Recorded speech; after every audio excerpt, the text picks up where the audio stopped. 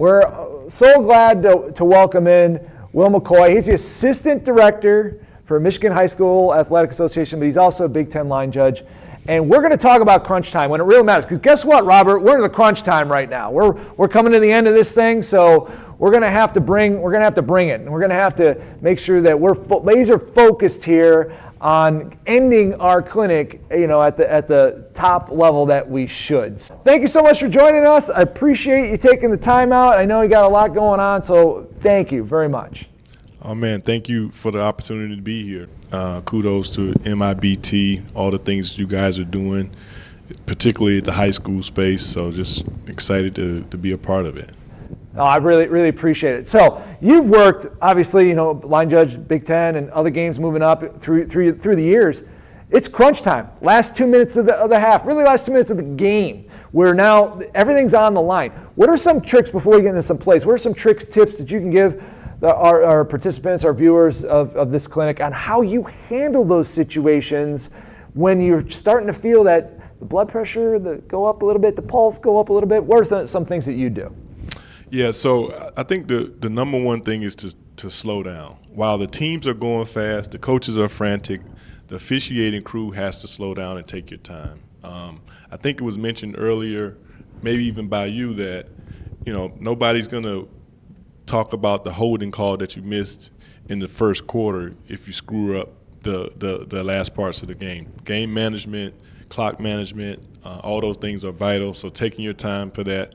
Just as a crew, we want to make sure we pregame in the game situations, how things are going to be handled. There's 1,000 ways that games can end, but I think the more as a crew you discuss what the possibilities are and how we're going to work those situations, I think the outcomes will be better for the crew. Knowing that the umpire, we expect the umpire to run sideline to sideline. We want to shorten the distance of the ball relays and make sure that we don't have any errant passes hitting the ground while the teams are waiting to spot the ball. The clock status is vital. It's a crew call with the clock. Everybody's responsible for the clock. Forward progress spots as far as our line of scrimmage officials on the sidelines, inbounds or out of bounds. You've showed several plays here already on our call where that would be vital. A knee down right at the sideline, and if we give one team or the other disadvantage by not being accurate on that, is vital. One thing that I noticed, Tim, and I think I'm probably more anal towards it as a line of scrimmage official, is when we see the ball out of bounds and the official is running up the sideline, but they don't kill the clock until they get to the spot, right? That's 2 seconds that in a vital situation that we're giving an advantage to the defense, and 2 seconds that the offense could have used in a crucial time. So I think the last thing I would say is using your football IQ, making sure, particularly if we're in the red zone and if the clock is of essence here and the coach is trying to call a timeout, somebody needs to notice that the coach is trying to call a timeout. On our crew, we need to talk about that. Who's going to be that person? In a 5-person mechanics crew, the line of scrimmage officials, the umpires, and the referees are not going to be looking for the coach, so it's probably going to be the back judge. But again, on your crew, just knowing in particular situations who's responsible for what. And I'm sure when you go out and look at like high school crews and stuff like that, when you see that line of scrimmage official in a 5-person, or like when it's that crucial time and they look to that coach because they know, that official's locked in. You know that they know it's that they're aware of the crucialness of timing at that point. All right, we got some plays we're gonna run through here now that really kind of break down like the crunch time. And all these plays are either at the end of the half or at the end of the game. So it's like I said, and it's the time where we kind of earn our money, so to speak. So on our first play here, you're going to see just under the banner there that it's 21 seconds to go in the half. Okay, and we got Team A, the offensive team, is trying to score, obviously, and we've got this. Watch the crew how they handle this. So we know they're out of timeouts. They're trying to get up to the line, and we can just see how the whole crew walks it through, and then they kind of clock the ball. So, Will, talk about how, in a situation like this, how we move. Do we Do we sprint? Do we run? How would you instruct your crews in Michigan to handle a situation like this? So when you look at the film here, I think the crew, for the most part, they did a really good job. The line of scrimmage official at the top hustled down the sideline. We see he's killing the clock before he gets there because time is of the essence. So as soon as the ball is dead, he's killing it, even though he's maybe 5 to 7 yards behind the play. The referee made sure that the chains were set.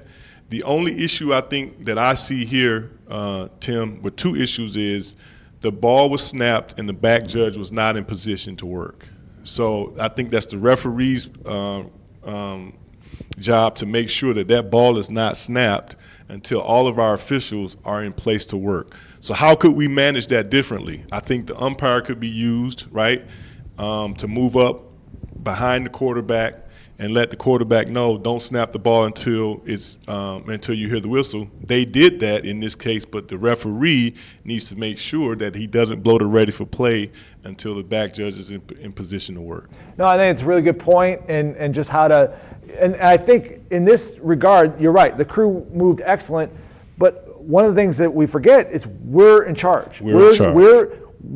They go when we are ready to go, and that doesn't mean like, we're gonna be deliberately slow on purpose. Absolutely. But we just got another second here. You tell, like you said, I think that's a great way to handle a play like this before, because right now, if you look at it, the back judge has got his back to the play, and we never want to officiate. And again, we don't even know. We are assuming that they're going to spike the ball, but True. If they snap the ball and try to run a play, the back judge is in no position to officiate on that one. Yeah, but all in all, I agree. That was excellent the way this crew moved. Now we're going to go to our next play, and this was just I will tell you right now, this was a kind of an interesting game here because that was the second quarter, and there's a couple more plays from this game. It's the way it worked out. We're not trying to pick on anybody. In fact, this crew did a great job, but it's just going to give us some really good examples of this crunch time, what we're talking about. So fourth quarter now, 16 seconds to go. You can see the score is 28-27, so it's a really, really, really tight game, and the team in green is down. They're down 1, so this is, like I said, this is where we earn our money. And we've got a play here this is actually a 2-point conversion for the win. 2-point conversion for the potential win. And you're going to get a couple views of this. And this is one of those plays, like I said, we talk about earning our $150 or whatever we make in a high school game. This is a tough play, especially with 5 officials. I mean, even though this is going to, in any level, it would fall down to the line of scrimmage official. It really doesn't matter. Luckily, they have replay. They actually have replay in this state, too, that can help out with this. But more normally in high school, we don't. We're going to have to make this call on our own. So I'm going to ask you, Willie, especially being a line of scrimmage official, you know it. This is it. 2-point conversion, win or lose. This is the game right here. How do you handle something like this? And then you get something like where it's so tight, and walk us through it. Yeah, I think Jason should probably write this guy a letter. He did a great job here. You can see the runner was not down. He was laying on one of the defenders. He has his elbow down, which elbow down means plays over, ball short of the line of gain. So he did an excellent job. I think one point of critique here would be, if we know that this is a 2-point conversion, there's no need to come in with the kill the clock signal, right? But again, other than that, I think I can't see his movement, but I'm sure he's at the goal line where he should have been at the snap, moved directly to the goal line, watched the play, and then once you notice that the runner is down, he ran on the field, in the field of play, not down the goal line or not in the end zone, which is awesome as well. So kudos to this official, did a really good job, and I believe if I'm betting here, I think he got it right. So looks like he did an awesome job. Absolutely. I mean, this is exactly the type of stuff we're looking for. And then also, Tim, I would say this too. I think he came in, and there was no doubt. Anybody in the stadium, there was no doubt on what he had, which I think is awesome. That added a lot of credibility to the call because he didn't look indecisive at all. He knew exactly what he had. He sold it, and it didn't look like anybody disagreed with it. No, and like I said, it comes down right to the end here. So there you go. Now we're going to go to our next play here, and this is actually a little bit. I think it's a little bit earlier. Maybe it's a different game. I can't remember, but it looks like it's the same game. But now it's still this is a little bit earlier actually. So it's still We're still tight here, fourth quarter with 26 seconds. So now we've got a play here. Let's take a look and see what happens. It's a borderline play, and all right, so you're going to get a replay of it. Once again, we're not being critical of anything. This is for our discussion. They're on the field, they make the call. But one of the things I did want to talk about is, the game is on the line here, okay? You saw the time, and you could see it's first and 10, so I mean, I guess it's not like a fourth down play or anything like that. But in the end, this yardage matters, because that's yardage without the clock moving. And so I wanted to talk about Will. Like I said, he's there. He knows the call to make the call. We have replay. We can slow it down. I mean, you can make the argument that maybe, the contact was before the white or anything. That's fine. But do we change? We want to, whether we agree or disagree with this call, don't we? At this point, we really need to lock in and make sure we're not like we want it to be big. Would you agree? I agree with that. Our kind of philosophy has always been, if the runner's going north and south and they're right near the sideline, we kind of give the defender the benefit of the doubt. On this play, I think there's some north-south still here, but it also looks like the quarterback is giving himself up and conceding that he's not going to make any more yards. It's close enough to, like you said, it's probably a coin flip call here on whether it should or shouldn't be. I think mechanically, you notice that he throws the flag, pretty decisive on that. And then as he's observing the action outside the sidelines, he starts to move towards breaking up and clearing the colors. What I would just suggest is dropping a beanbag. As you say, the spot here is crucial. I think he's clearly short of the first down, but you don't want to lose your spot going into the sideline and breaking up defenders, which is most important. Don't get me wrong. Definitely most important to get in there and be a good dead ball official. But with the crucial part of this game, drop a beanbag there just so that you can reserve your spot. And then as the referee, I would hope that my referee would be moving a little bit faster to get over there and assist with separating those colors. But for the most part, again, I think Jason's done a good job with these officials. They look like they're doing pretty good, actually. Well, yeah, no, I good job. And that point is, very valid. I would just, the one thing before we move to the next one is just make it be big. And if you got it, the call, you make the call. But that's one of those where you don't want to guess. You definitely want to know. All right, so now, once again, we're going to go finally a different game here, but this is an overtime game, okay? And so now it really matters because they only get one possession each, and depending on who scores. Now, this is a tough one. This is one of the reasons why five-person mechanics suck. Okay, let me tell you. And here's the reason is right now that player is approaching the line of scrimmage. He's right there. And the thing is that we could talk probably about an hour about why, how, this or that. But in a play like this, and what I really thought we could go over is this is one of those where, yeah, the goal line always matters and it's important, but because the game is overtime and it's like if he's over the line and we miss that one, how do you go about it? This is because this doesn't matter. Seven person. I said it's 5-person sucks, but in this where the line of scrimmage was in a 7-person game, that line of scrimmage official has to move anyway. How do you handle play like this? If the game matters, got line of scrimmage to walk us through it. Yeah. So in the 5-person mechanics play like this, where the umpire is in the offensive backfield, I think you kind of don't have that umpire to help. In a 5-person mechanics with the umpire in the defensive backfield, you would expect that the umpire would step up and take the line of gain. So on this, the line of scrimmage official can help, have a little bit of an opinion, but I think most of this is on the referee, right? And as the referee, he doesn't have a really good angle to determine whether it is or isn't, so it better be egregious. It better be very clear and obvious to everyone that this passer was beyond the line of scrimmage. But I think it's tough, like as you stated, with 5-person mechanics. The line of scrimmage official could help here. I think this might end up being a crew call where we can piece it together. But ultimately, the referee would need to be able to determine where this passer was when he released the pass. And one of the things, like taking us from good to great, that's what we try to do here. Yep. You know, the best of the best.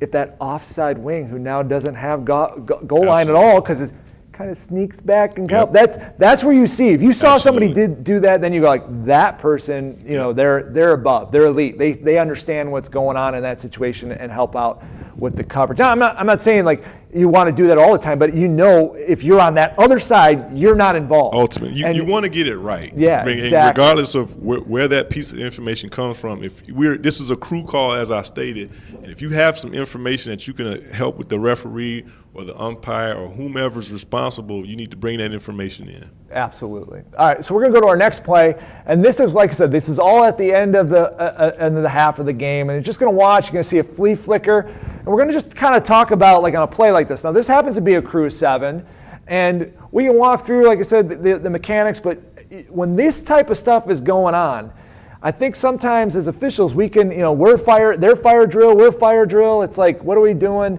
And in the end, you could see where our referee comes up and making sure it looks like everybody's set before he tells the umpire to back off, and then we end up just spiking the ball anyway. But the interesting thing, we talked a little bit about this before on a previous play about us being ready, but not, you know, the spiking of the ball. It's not a guaranteed thing. How do you go through this, like a play like this when it's a long play and we got to get everybody in position? Yeah. Again, I think for the most part, the crew did a really good job. I think there's several small things that would make. We talked about going from good to great here. Really good positioning. I would like that side judge to already be at the goal line. If you notice here, he didn't kill the clock until he got to the spot. We talked about that earlier. That probably cost this team a couple, maybe 2 seconds. The clock is stopped, so I think they're taking their time, which is really good. I would like to see a little bit more hustle, but if you could pause this, the side judge or the deep wing spotted the ball at about the 4-yard line, if you noticed. And then when the line of scrimmage official came, he went to the 2-yard line. I think it's on long plays like this, most of the time we think, okay, 1 yard here, they're not going to matter. But in crunch time like this, those do matter, right? So the other part about this, Tim, is the deep wing didn't hold his spot until the line of scrimmage official relieved him. So stay there until the line of scrimmage official relieves you. The line of scrimmage official is walking. He should be jogging, right? Even though the clock is dead, we know that they're not huddling. We know they're going to want to snap the ball pretty fast. You got to hustle. The side judge is kind of walking back to his position. Referee did a really good job of holding everybody up. The umpire did his part here. But as we noticed, they snapped the ball before the chains were set, right? So even when we think we're going slow, we can go even slower, and we can take our time even more, because all of these little things are crucial. And now we've cost the team probably 2 seconds on the clock and 1 or 2 yards with the spot in a really, really tough time of the game. I will tell you, this is Michigan. Sorry. All right, we're gonna move on to our last play. So now you want to show all the good clips of Minnesota. No, it's fun. All right, it's long before you. Anyway, all right. So this is our last play. It happens to be from Michigan as well. But not that matters. All right. So same thing, kind of along the same lines of what we're talking about here. You can see that you've got this fumble, or what I believe it was. They lost the ball, and now we're at the end of the half. You know, like I said, the time is ticking here, and you know we got to get a bag. We got to get everybody in position and stuff like that. And then the clock had never stopped here, so this wasn't one of those where we did have some time. We'll show it one more time to kind of go through it. Like you got that's the muff, and then he downs it. He's got the ball clearly, but and now we're just kind of, the clock hasn't stopped. One more time, and then I'll let Will kind of talk a little bit about how to handle, especially when you. I don't know why we had a beanbag if it was a back or pass, but that's the immaterial at the moment. And here we go. All right, so Will, how do you handle play like this? I mean, you could see that the clock's still running. What do we do? If you want to put it back up, as you're showing it. First of all, the line of scrimmage official at the top, I don't know why he came out on the field at all. in times like this, the clock is running. There's no need for the line of scrimmage official to pinch in, and I don't know what information he's adding to this play. And this is another instance where we allowed the snap to go off before all of the officials were set. So the line of scrimmage official at the top is still backing out. Again, we talked about the clock running, but even if the clock is running, I would be okay with the referee stopping the game, stopping the clock, waiting until all the officials are set, and then start the game clock back up with the 25-second play clock here. To ensure that we're able to officiate the play and we're set where we're going. No, the umpire, I Sure. think the umpire could have moved with a little bit more sense of urgency here, and I don't know why he even came up and touched the ball. The referee had already said it. He could have already been in his position. If anything, go over and grab the beanbag and toss it to the referee so he doesn't have to go get it himself.